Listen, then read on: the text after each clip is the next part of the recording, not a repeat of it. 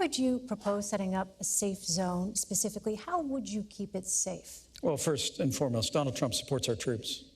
Donald Trump supports our veterans. He won't pay taxes. Donald Trump has paid all the taxes that he's... Do you not take deductions? Gentlemen, this How is does that work? about Syria. I'd like to ask But it is about our troops. Senator, honestly, it is about our troops. I understand why you want to change it. I understand why you want to change the subject.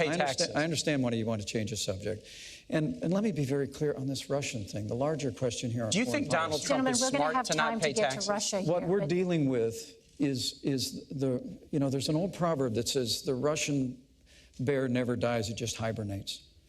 And the truth of the matter is the weak and feckless foreign policy of Hillary Clinton and Barack Obama has awakened an aggression in Russia that first appeared a few years ago with their move in Georgia, now their move into Crimea, now their move into the wider Middle East. And all the while, all we do is fold our arms and say we're not having talks anymore. To answer your question, we just need American strength.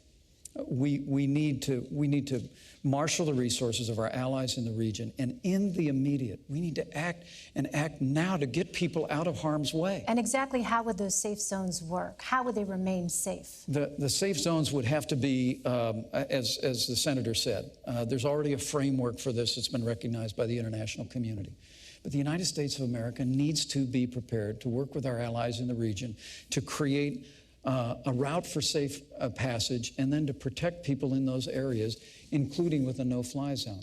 But look, this is very tough stuff. I served on the Foreign Affairs Committee for a decade. I traveled in and out of that region for 10 years. I saw what the American soldier won in Operation Iraqi Freedom, and to see the weak and feckless leadership that Hillary Clinton was the architect of in the foreign policy of the Obama administration. Let me come back and talk deeply about troubling to me. That will all change the day Donald Trump becomes president of the United States. Doesn't want to acknowledge, Elaine.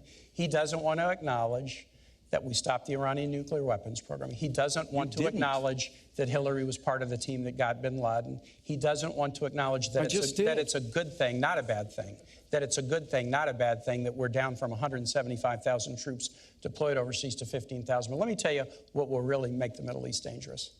Donald Trump's idea that more nations should get nuclear weapons. Saudi Arabia, Japan, South Korea. Ronald Reagan said something really interesting about nuclear proliferation back in the 1980s. He said the problem with nuclear proliferation is that some fool or maniac could trigger a catastrophic event. And I think that's who Governor Pence's running mate is, exactly who President Reagan warned us about. Senator, that was even beneath you and Hillary Clinton, and that's pretty low.